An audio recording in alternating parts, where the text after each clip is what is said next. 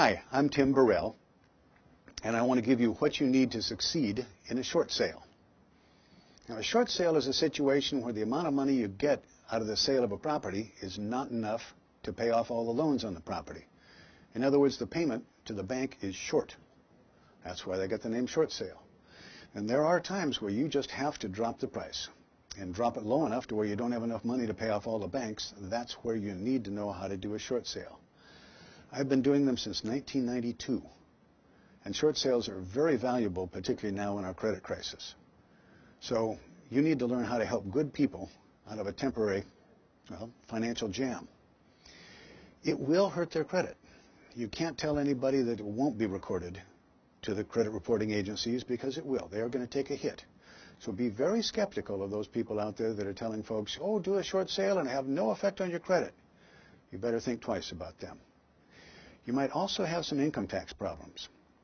If you don't pay something back on a loan, normally you pay income tax on what you don't pay back. But the Congress in 2008 passed some legislation, and it makes a big exception for short sales and places where you just can't pay a bank back everything you owe them. But you need to make sure that you have a property and that you yourself qualify for this. So don't just blindly go in there. You have to consider the income tax consequences. Now, the reason I do short sales is it's really good for America. It's going to help us out of our present financial crisis. The banks, on average, get 30% more money, and so they're a lot better off. The neighborhood gets a house where one family sells to another family. The house isn't vacant. You don't go through a chance of having it vandalized, having the vacant property, and it keeps the neighborhood values better. For the buyer, they move into a house somebody's been maintaining. It's a lot better condition.